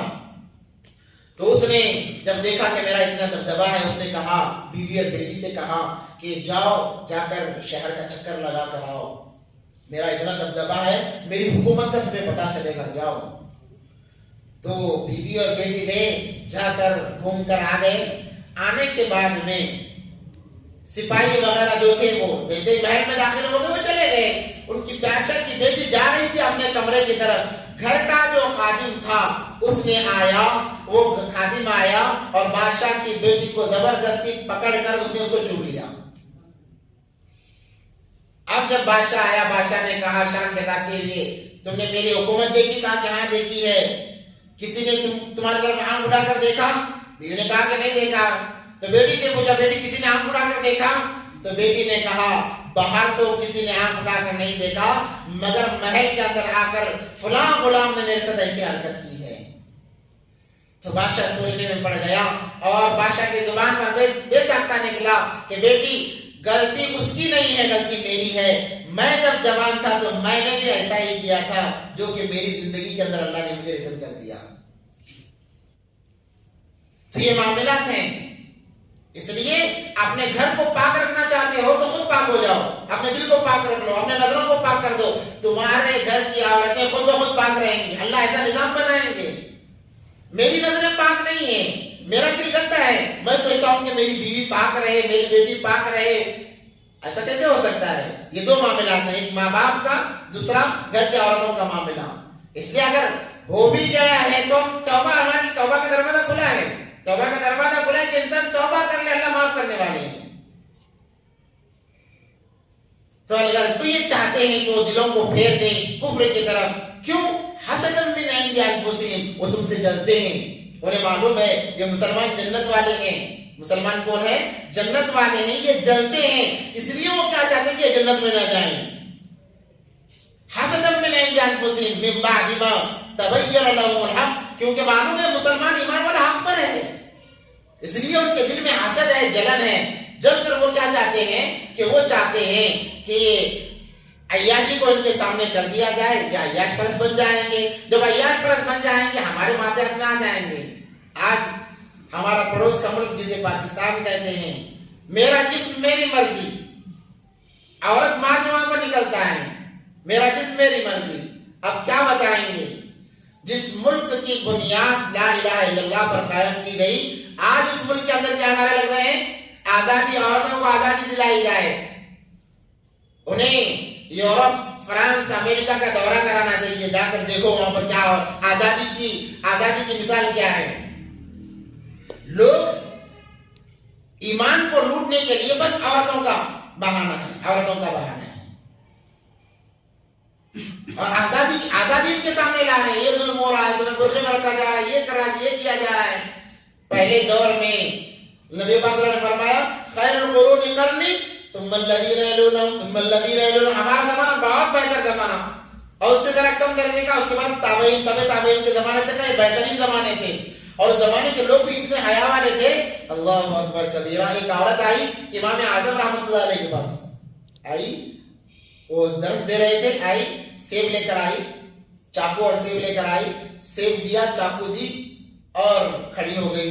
تو امام صاحب اللہ نے ایسی ذہانت دی کہ قربان جائیں علماء کے دی علم پر اللہ کی طرف سے جو عطا کرتا ہے. اسی لیے نبی پاک صلی اللہ علیہ وسلم نے فرمایا العلماء ورثۃ الانبیاء، علماء کا مقام انبیاء سے بس ایک درجہ نیچے ہے. بس انبیاء کہاں رہتے ہیں؟ جنت کے اعلیٰ درجوں پر، ان سے ایک سیڑھی نیچے جو ہے وہ علماء کا مقام ہے. تو امام صاحب نے سیب کاٹا اور دے دیا. اب جو ساتھ میں بیٹھے ہوئے بچے تھے وہ پریشان ہو گئے. ایک عورت سیب کاٹ لا کر دے رہی ہے، چاقو بھی دے رہی ہے کہ کاٹ کر بچوں کو کھلاؤ، اور یہ ہمیں کھلانے کے بجائے واپس کر رہے ہیں. وہ حدیثیں سنانے لگے، ہدیہ لینا، قبول کرنا ایسا ہے، تقسیم کرنا ایسا ہے، ویسا ہے. تو امام صاحب نے کہا کہ وہ عورت ہدیہ دینے کے لیے نہیں آئی تھی، وہ مسئلہ پوچھنے کے لیے آئی تھی. اب طلبا پریشان ہو گئے کہ مسئلہ پوچھنے کے لیے کوئی سیب لے کر مسئلہ پوچھنے آ سکتا ہے کیا؟ سیب کھانے کی چیز ہے تو سمجھ میں یہی آتا ہے کہ ہمارے سامنے ایسا لے کر آئے تو ہم سمجھتے ہیں مجھے دینے آ رہا ہے، تو یہ کیسے مسئلہ پوچھنے آئے گی؟ تو امام صاحب رحمۃ اللہ علیہ نے کہا کہ وہ سیب لے کر آئی، وہ یہ پوچھنا چاہتی تھی کہ وہ ماہواری جو عورتوں کو مہینہ مہینہ آتی ہے ماہواری، اس کے خون کے رنگ الگ الگ ہوتے ہیں. جیسے سیب کے رنگ بھی الگ الگ ہوتے ہیں نا، کوئی سیب سرخ ہوتا ہے، کوئی ہرا ہوتا ہے، الگ الگ قسم رنگ ہوتے ہیں سیب کے. تو خون کے قسمیں بھی رنگ بھی الگ الگ ہوتے ہیں. وہ یہ پوچھنے آئی تھی کہ میں پاک کب سمجھوں اپنے آپ کو میں پاک کب سمجھوں، میری پاکی کی علامت کیا ہے، وہ پوچھنے کے لیے آئی تھی. تو میں نے اسے یہ بتایا سیب دیکھو باہر جیسا بھی کلر ہو اندر سفید ہی رہتا ہے، باہر کیسا بھی کلر ہو اندر کیا رہتا ہے؟ وائٹ ہی رہتا ہے، سفید ہی رہتا ہے. تو امام صاحب نے کہا میں نے سیب کاٹ کر بتایا کہ جب تمہیں سفیدی نظر آئے، تمہارے خون میں سفیدی نظر آئے، تم پاک ہو گئی، اب تم نماز پڑھ سکتی ہو. تو وہ ایسا مبارک دور تھا کہ اتنا حیا کا وہ دور تھا کہ عورتیں اپنے ذاتی مسائل بھی اعلیٰ اعلیٰ نہیں پوچھ رہی تھی، چھپا کر کے لوگوں کو پتا نہ چلے کہ میں حیض سے ہوں. اسی لیے خصوصی اعتبار سے عورتوں کے لیے کہہ رہا ہوں، کیونکہ یوٹیوب کے ذریعے سے بہت ساری عورتیں بھی دیکھتی ہیں. ماہواری کے ایام میں جو ان کے ناپاکی کے جو ایام ہوتے ہیں، ان ایام میں عورتوں کے لیے چاہیے سب سے پہلے یہ تو اپنے ماہواری کو ظاہر نہ کرے. جب عورت ناپاک ہوتی ہے تو ایک پرانا ایک رواج ہے کہ اس کا بستر الگ کیا جاتا ہے، کھانا الگ کیا جاتا ہے، برتن، یہ سب فاسد طریقے ہیں، اس کی کوئی حیثیت نہیں ہے، حقیقت نہیں ہے اس کی کوئی. نبی پاک صلی اللہ علیہ وسلم اما عائشہ کے ساتھ میں ان ایام میں بھی ساتھ میں لیٹتے بلکہ اپنے قریب کر کے لیٹتے. اما عائشہ فرماتی ہے میرے اور نبی پاک صلی اللہ علیہ وسلم کے درمیان میں کوئی سوراخ خالی نہیں ہوتا, یعنی کوئی راستہ نہیں ہوتا تھا, ہم اتنا چمٹ کر لیٹتے تھے ان ایام میں بھی. بتانا یہ مقصود ہے کہ ان ایام میں عورتوں کو دور نہیں کیا جانا چاہیے, جیسے وہ ہمارے لیے بیویاں پہلے تھے اب بھی ویسے ہی ہیں.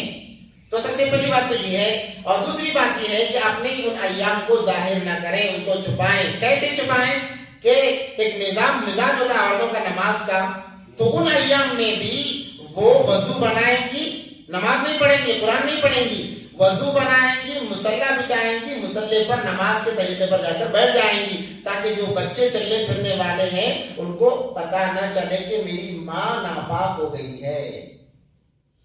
دیکھو کتنا اللہ اکبر کبیرہ, شریعت کہاں تک سوچتی ہے, اور ہمیں کہ آزادی پہ تلے گئے, ہمیں آزادی دو, ہمیں آزادی دو. ان ایام میں بیٹھے مصلی پر ذکر کریں تاکہ گھر کے اندر جو مرد ہیں, محرم مرد ہیں, انہیں پتہ نہ چلے کہ وہ ناپاک ہے. اور اگر مصلی اٹھا کر رکھ دیں گی, نماز کے پر پھرتی رہیں گی, تو آج کل سوشل میڈیا کا زمانہ ہے, دور ہے, ہر کوئی معلوم کر لیتا ہے کہ ہو سکتا ہے کہ ماہواری آ گئی ہوگی. اور اپنی استعمال شدہ چیزوں کو ایسا محفوظ رکھے جیسے سونے کو محفوظ رکھا جاتا ہے کہ پتہ نہ چلے کسی کو پتہ نہ چلے. مگر آفت اتنی بڑی آفت ہے, آج کی عورتیں اللہ کی پناہ اپنے تنہائی کے ایام اپنے سہیلیوں کو بتا رہی ہیں. اللہ کی طرف سے لعنت ہے ایسے عورتوں پر, اللہ کی طرف سے پھٹکار ہے.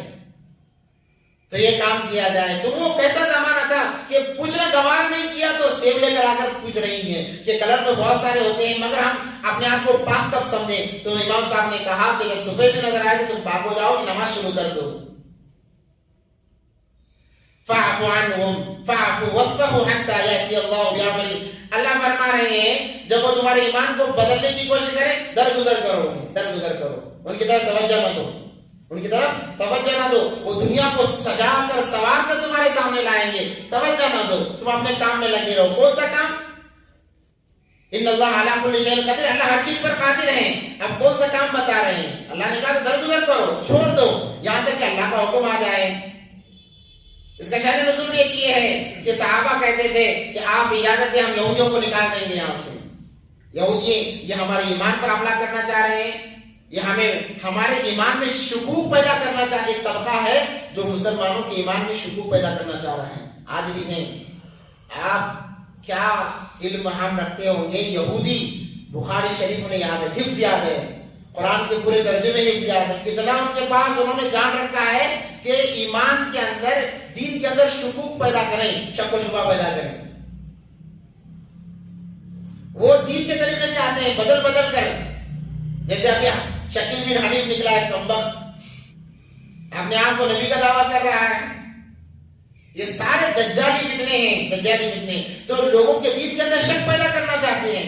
کبھی ولیوں کے نام سے شک پیدا کریں گے, کبھی نبیوں کے نام سے شک پیدا کریں گے, کبھی اللہ کی ذات کے نام سے شک پیدا کریں گے. پوچھیں گے کہ سب کچھ بنانے والا اللہ کو کس نے بنایا.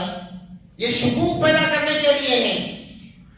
ایسا چند چیزیں ایسی ہیں جہاں پر ہم اپنے دماغ سے کہیں خاموش رہیں, زبان کو اپنے لاک کر لیں, نہ آگے کچھ بولنا نہ پیچھے کچھ بولنا. جیسا ہے ویسا ہے, وہ ہے, اللہ ہے. اس کے لیے دلیل کی کوئی ضرورت نہیں ہے. اس کے پیچھے لگیں کہ ایمان کا خطرہ ہے, ایمان جانے کا خطرہ ہے, اور کامیابی ایمان پر ہے. تو کیا کام کرنا ہے؟ وَأَقِیمُوا الصَّلَاةَ وَآتُوا الزَّکَاةَ. اللہ نے کہا نماز خوب پڑھو, زکات خوب دو. زکات سے مراد, زکات تو سال میں ایک مرتبہ فرض ہے, یہاں زکات سے مراد صدقہ خیرات دیتے رہو. صدقہ خیرات دینے کا بالکل رواج ختم ہوتا جا رہا ہے. یہ بہت بری چیز ہے, دینا چاہیے, صدقہ خیرات کرنی چاہیے اللہ کے نام پر. یہ ہم 1 روپیہ دے رہے ہیں, اللہ 10 دے گا دنیا کے اندر, مرنے کے بعد کتنے دیں گے وہ بے حساب ہے. اجر عظیم جسے کہا گیا. اور اپنے آپ کو اللہ کی امانت میں دینا ہے, اللہ کی امانت میں دینا ہے کہ اللہ اب میں صدقہ دے کر تیرے حفظ میں آ جاتا ہوں, تیری امان میں آ جاتا ہوں. جو انسان اللہ کی امانت میں آ جائے اسے بہت نقصان پہنچا سکتا ہے. آج ہمارے لوگ صدقہ نہیں دیتے, حادثات کا شکار ہوتے ہیں, کوئی ایکسیڈنٹ ہو گیا, کوئی آفت آ گئی, کوئی بلا آ گئی, فلاں. صدقہ دیں گے, اللہ دن بھر فرشتوں کے ذریعے سے آپ کی حفاظت کرے گا. اس لیے معمول بنانا چاہیے کہ جب گھر سے نکلے صدقہ دے کر نکلے.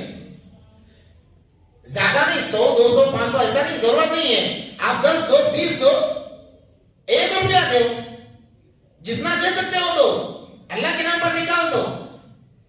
اس کے ذریعے سے اللہ ہماری حفاظت فرمائیں گے. انسان کو تو چاہیے, آج کل حالات اتنے زیادہ اس ظالم حکمرانوں کی وجہ سے حالات اتنے بگڑ رہے ہیں کہ انسان کے ساتھ کب حادثہ پیش ہے معلوم نہیں پڑتا ہے. ہر کوئی مسلمانوں کا دشمن بنا ہوا ہے. اس لیے بہتر ایک مزاج کہ جب ہم گھر سے نکلیں یا ہماری اولاد گھر سے نکلیں, ہم تمام کے نام کا ایک حساب سے 20-50 روپے صدقہ نکال دیں. ہمارے بچے بھی حفاظت میں رہیں گے, ہمارا جان مال بھی حفاظت میں رہے گا. اللہ اپنی حفاظت میں نہیں لیتے ہیں. 10-20 روپیہ خرچ کر کے ہم اپنے آپ کو محفوظ نہیں کرنا چاہ رہے ہیں, 10-20 روپیہ دے کر. اور جب حالات آتے ہیں, پولیس ان کو ہزاروں لاکھوں روپے دیتے ہیں کہ مجھے پروٹیکشن دیا جائے, مجھے جان کا خطرہ ہے, یہ خطرہ ہے, وہ خطرہ ہے. اللہ کے حفظ میں آ جاؤ. تمام کے دل اللہ کے 2 انگلیوں کے درمیان میں, اللہ کیوں ارادہ کرے بس بدل جائیں گے. تو صدقہ خیرات کا پابند یہ کرنی چاہیے, پابندی کرنی چاہیے. وَمَا تُقَدِّمُوا لِأَنفُسِكُمْ مِنْ خَيْرٍ تَجِدُوهُ عِندَ اللَّهِ. اور اپنے آپ کے لیے جو تم نے بھیج دیا ہے, آگے بھیج دیا, بہتر ہے, اس کا بدلہ ملے گا اللہ کے پاس. اللہ فرمائے بدلہ ملے گا. جو کچھ تم نے خرچ کیا ہے کل قیامت کے دن اللہ یاد دلائیں گے, تم نے فلاں وقت میں 1 روپیہ صدقہ کیا تھا, اس کا یہ ثواب ہے, اس کا یہ ثواب, اللہ یاد دلائیں گے کل قیامت کے دن. وہ واقعہ مشہور ہے رابعہ بصریہ رحمۃ اللہ علیہا کا, میں ہمیشہ سنایا بھی کرتا ہوں. واقعات بار بار اس لیے سنانا ہے تاکہ ہمیں کچھ عبرت حاصل ہو جائے, مل جائے, کچھ ہمیں نصیحت مل جائے. کہ 3 دن کی بھوکی تھی, اتفاق سے کہیں سے روٹی ملی کھانے کے لیے پہلا لقمہ اٹھایا, سائل آ کر آواز دیا اللہ کے نام پر کچھ دے دو. انہوں نے کہا کہ سارا کا سارا اٹھا کر دے دیا. باندھی کہہ رہی ہے خادمہ, ارے اللہ کی بندی 3 دن سے تو خود بھوکی ہے, میں بھی بھوکی ہوں, آپس میں کھا لیتے تھے, تم نے اللہ کا نام سنتے ہی دے دیا. تو انہوں نے کہا کہ میرا دل یہ گوارا نہیں کرتا کہ کوئی اللہ کے نام پر مانگے اور میں خاموش رہوں. اس لیے میں ہمیشہ کہتا ہوں کہ جو بھی اللہ کے نام پر مانگے دے دو. ہاں, بعض لوگوں نے ایک دھندا بنا لیا ہے, ان کا کام ہی وہ ہے کہ بس وہ مانگتے جائیں گے. اگر وہ معلوم ہے کہ یہ پیشاور بھکاری ہیں, پیشاور بھکاری جیسے تاجر ہوتے ہیں ویسے پیشاور بھکاری بھی ہوتے ہیں, ان کا دن کا روٹیشن ہزاروں کی تعداد میں ہوتا ہے, ہمیں پتہ نہیں ہوتا. اگر ویسے دکھ رہے ہیں تو آپ اللہ کا نام جب آپ نے سنا 1-2 روپیہ نکال کر رکھ لیں, جب آپ کو حقیقی مجبور دکھائی دے گا تب دے دیں. مگر جیسے آپ کے کان میں اللہ کی آواز پڑی, آپ نکال کے رکھ لو. اگر کچھ نہیں ہے تو ارادہ کر لو کہ میرے پاس جیسے ہی پیسے آئیں گے 1 روپیہ میں نکال کر صدقہ کروں گا, آپ کو ثواب مل گیا. اور جب 2 دے دو گے 10 گنا ثواب مل جائے گا. ارادہ کرنے پر 1 نیکی ہے, دینے پر 2 نیکیاں ہیں. ارادہ کرنے پر 1 نیکی ہے. آپ نے ارادہ کیا کہ میں فلاں راستے کے بیچ میں پتھر پڑا ہو اس کو اٹھاؤں گا, ارادہ کر لیا, 1 نیکی مل گئی آپ کو. آپ نے جا کر اگر اٹھا دیا تو 2 نیکیاں ملیں گی, گویا یہ 3 نیکیاں, اور 3 نیکیوں کا 10 گنا ملا کر 30 نیکیاں ہو گئی. ہر نیکی کا 10 گنا اللہ بڑا کر دنیا میں دیتے ہیں, آخرت کے اندر کوئی حساب نہیں ہے. تو دے دیا, کر لیں گے انتظار کرو, دسترخوان پر بیٹھی ہیں. تھوڑی دیر کے بعد میں ایک آدمی آیا, کہا کہ آواز دی, کہا کون ہے؟ بادشاہ کی طرف سے آیا ہوں, بادشاہ نے روٹیاں بھجوائی ہیں. کہا کتنی بھجوائی ہیں؟ کہا کہ 5. کہا کہ بازو میں دے دو, میری نہیں ہے. اب یہ خادمہ پریشان ہے, ایک تو 3 دن کے بھوکے تھے, جو تھا اٹھا کر دے دیا, اب گھر تک رزق آیا ہے پھر بھی لینے کے لیے تیار نہیں. یہ کیسی بندی, اللہ کی بندی, یہ خود بھی بھوکی مرے گی اور ہمیں بھی بھوکا مار دے گی. خود بھی بھوکی مرے گی, ہمیں بھوکا مار. ان کو اللہ پر ایسا اعتماد تھا, ایسا بھروسہ تھا کہ وہ بس اللہ کی طرف دل لگا کر بیٹھ جاتے. ایک محمود غزنوی رحمۃ اللہ علیہ, اسکولوں میں پہلے پڑھایا جاتا تھا, آپ اس کو شاید نکال دیا ہے. بہت بڑے اللہ والے گزرے ہیں, اور 52 سال انہوں نے پورے ہندوستان پر حکومت کی ہے. 52 سال, 52 ایئرز پورے حکومت ہندوستان پر. اس وقت میں ہندوستان بہت بڑا تھا. پاکستان, نیپال, برما, بنگال, یہ تمام ہندوستان میں شامل تھے. اتنے بڑے ہندوستان پر 52 سال انہوں نے حکومت کی ہے. اور ان کا مزاج, کبھی انہوں نے بیت المال سے 1 روپیہ اپنے ذات کے لیے نہیں لیا, کبھی 1 روپیہ نہیں لیا. خود کماتے تھے. کیا کماتے تھے؟ قرآن لکھتے تھے اپنے ہاتھ سے, قرآن لکھتے تھے اور اس کو بیچتے تھے. پہلے تو پرنٹنگ وغیرہ نہیں تھا زمانہ, ہاتھ سے لکھ کر بیچتے تھے, اسی سے اپنے گھر کا گزارا کرتے تھے. وقت کا پی ایم اور اتنے بڑے ہندوستان کا آج ہمارا پی ایم جو ہے اللہ خیر کرے اسے, اللہ ہدایت دے اسے, اللہ ہدایت دے. آج ہمارے سامنے میں کیا بولنے سے کچھ ہوتا نہیں ہے, بس اشارہ کر دینا کافی ہے. تو ہاتھ سے قرآن لکھ کر اپنے زندگی کا گزر بسر کیا کرتے تھے. اتنے بڑے بادشاہ تھے, ان کے گھر کا ایک خادم الگ ہوتا باورچی خانے کا, اور لوگوں کو کھلانے کے لیے لنگر کھول رکھا تھا بیت المال سے, غریبوں کو کھلانے کے لیے اس کا باورچی الگ ہوتا. اتفاق سے ہر دوسرے مہینے میں گھر کا باورچی بدل ہو جاتا, اور وہ سرکاری خزانے میں جا کر, یعنی وہاں کے کچن خانے میں جا کر کام کرنے شروع کر دیتا. وجہ کیا تھی؟ وجہ یہ تھی کہ ان کے گھر میں تول کر دیتے تھے, وہ ایک سیر یا دو سیر تول کر پکتا تھا, آدھا سیر گھر والوں کے لیے, آدھا سیر بادشاہ کے دربار میں آتا. بادشاہ اس آدھے سیر میں تقسیم کر کے وزیروں کو خود کھا لیتے, پکانے والے کو کچھ باقی نہیں ہوتا. اب چرچا ہوا, لوگوں نے سنا تھا اتنا بڑا بادشاہ ہے تو کچھ نہ کچھ ملتا ہوگا. تو ایک نے ارادہ کیا کہ میں بادشاہ کا باورچی بن کر رہوں گا, میں دیکھوں گا. لوگوں نے کہا کہ تو بھی چینج ہو جائے گا, تو بھی راستہ بدل دے گا. آج آ کے نہیں, میں بن کر بتاؤں گا. دیکھیے وجہ کیا ہے. تو آ کر اس نے خدمت شروع کی. 1 مہینہ گزرا, 2 مہینے گزرے, اسے کھانے کی جب بچا ہی نہیں, جو تول کر دیا تھا ایک سیر, آدھا سیر تو گھر میں چلا گیا, آدھا سیر یہاں ہو گیا. باورچی کو کیا بچا؟ کچھ بھی نہیں بچا. وہ فاقے کے اوپر زندگی گزار رہا ہے. اب یہ تنگ آ گیا, کہنے لگا اسی لیے یہاں کے نوکر بدلتے ہیں. اب میں نے وعدہ کیا ہے کہ میں یہاں رہوں گا, وعدہ کر کے آیا تھا. اب اگر کہوں جاؤں گا تو پھر وعدہ خلافی ہو جائے گی. تو میں ایسی ترکیبیں بناتا ہوں کہ بادشاہ خود مجھے یہاں سے نکال دے. تو اس نے کیا کیا, ایک مرتبہ کھانے کے اندر کھچڑی بنتی تھی, اس کے اندر نمک ہی نہیں ڈالا, بغیر نمک کے پکا دیا. آدھا وہاں چلا گیا, آدھا یہاں پر آ گیا. تو جب بادشاہ نے تقسیم کیا, جب کھانے لگے, بادشاہ کھاتے گئے, پورا کھا لیا, پھر بھی سے بچا نہیں. یہ پریشان ہو گئے, کیسا انسان ہے. کہا کہ ہو سکتا ہے کہ شوگر وغیرہ ہوگا, اس لیے نمک کے بغیر بھی کھا رہا ہے بندہ. چلو اب دوسری ترکیب کرتے ہیں. پھر چند دنوں کے بعد میں جتنے چاول تھے اتنا نمک ڈال دیا, اتنا کھارا بنا دیا, اور آدھا تو وہاں چلا گیا اور آدھا یہاں پر آ گیا. بادشاہ نے جب پہلا لقمہ اٹھایا, ہاتھ میں معمول بغیر کچھ گئے, وہ بھی کھا لیا, وہ بھی ختم کر دیا. اب یہ پریشان ہو گیا, ارے یہاں سے نکلنے کی میں جو تدبیر کرتا ہوں کوئی پاس نہیں ہوتی ہے, اب کیا کروں میں. یہ پریشان ہو گیا. تو محمود غزنوی رحمۃ اللہ علیہ نے ایک مرتبہ کہا کہ کل جب پکاؤ تو 1 سیر کے بجائے 2 سیر بنا دینا. کیا کرنا؟ 1 سیر کے بجائے 2 سیر پکا دینا. تو یہ خوش ہو گیا کہ چلو اب مجھے میرا بھی بادشاہ نے لحاظ رکھ لیا, اب 2 سیر پک رہا ہے. تو اس نے پکایا. پکانے کے بعد میں معمول کے حساب سے آدھا سیر وہاں چلا گیا, آدھا یہاں پر تقسیم ہو گیا. اور ایک جو سیر بچا تھا اس کو کہا کہ لاؤ, اور جتنے میرے 9 وزیر, 9 رتن جسے کہتے تھے اس زمانے میں, 9 رتن, وزیروں کو رتن کہتے تھے.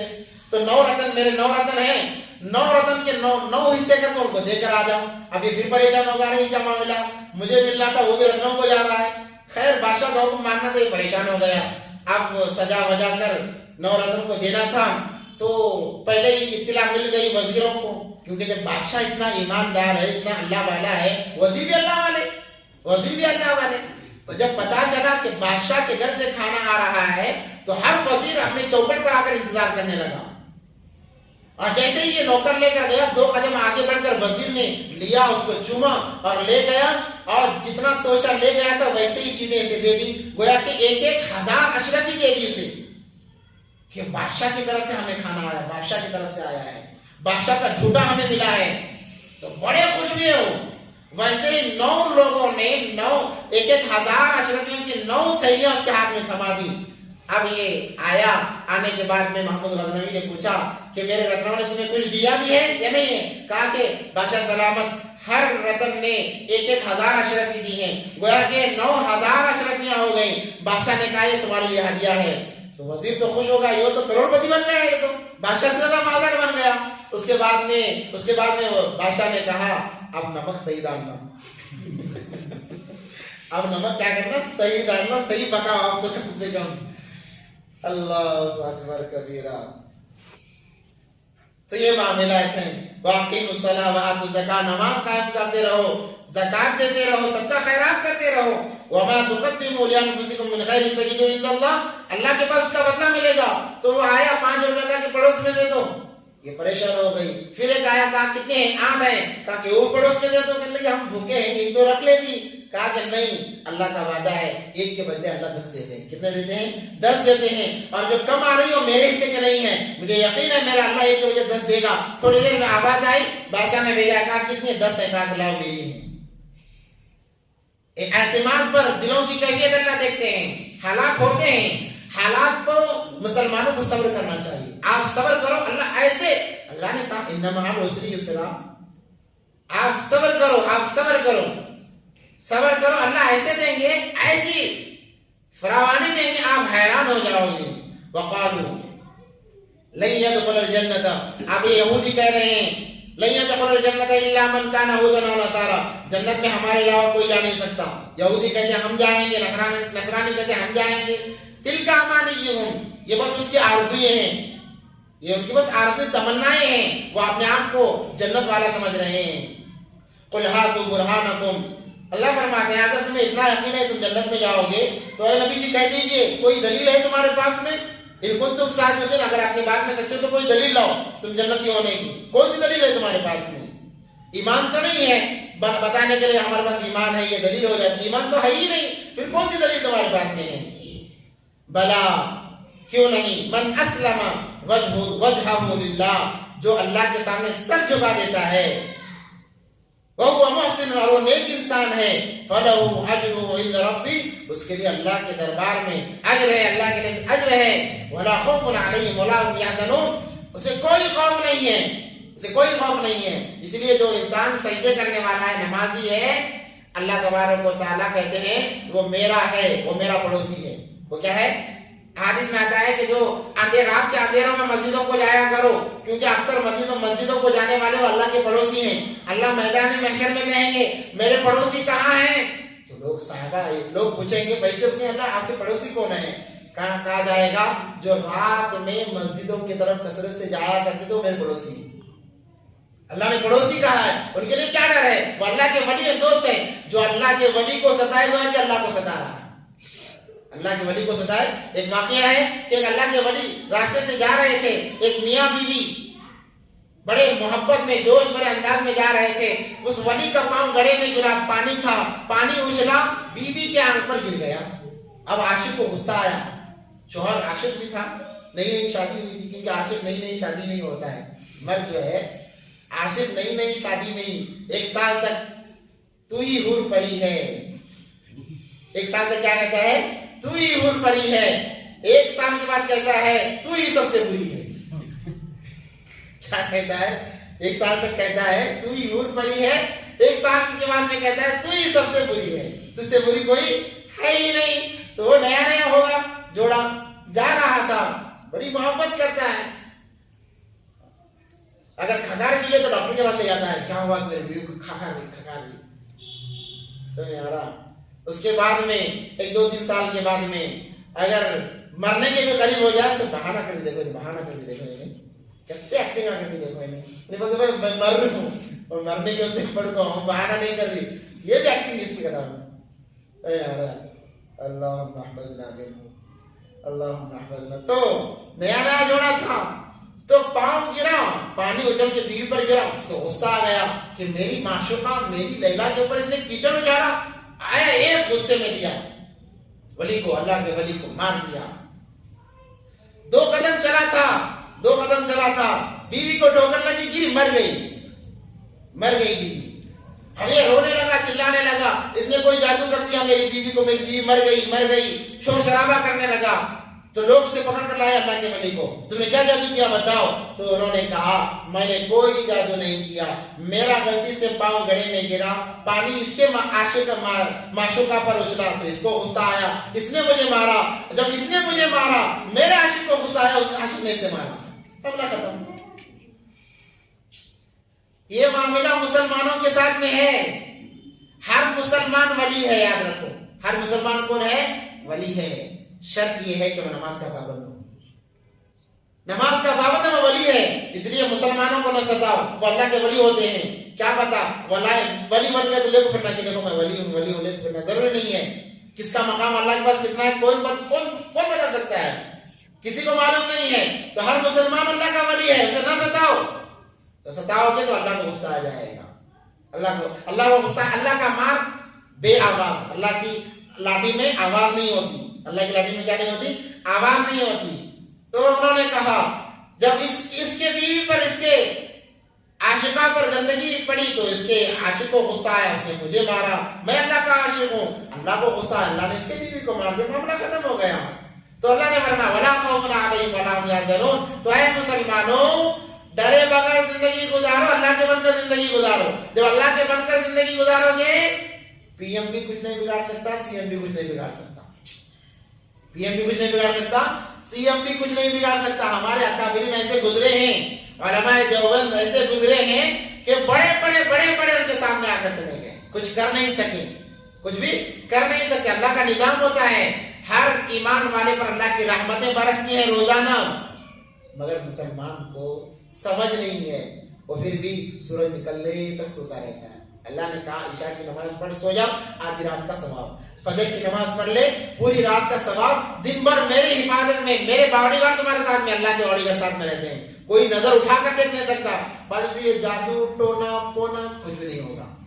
آج جو ہمارے اندر یہ ہے نا, جادو ہو گیا, ٹونا ہو گیا, پونا کچھ بھی نہیں ہوگا. اللہ کی عبادت میں آ جاؤ, یہ جادو ٹونا جو کرنے والے انہی کے حوالے ہو جائے. اللہ کے فرشتے ساتھ میں رہتے ہیں, ساتھ. شیطان آنے کی ہمت نہیں کرتا, جو عشاء اور فجر پڑھتا ہے, شیطان کی ہمت نہیں ہوتی آ کر بہکانے کی, وہ ڈرتا ہے فرشتوں کو دے کر, ان کے ہاتھ میں اتنا بڑا بڑا خنجر ہے کہ مار نہ دے. اللہ ہم تمام کو عمل کی توفیق عطا فرمائے. اللہ ہم تمام کو حقیقی معنوں میں ایمان والا اور مسلمان بنائے. صدق اللہ العظیم. آخر دعوانا الحمد للہ رب العالمین. اگر کسی کو کوئی سوال کرنا ہے تو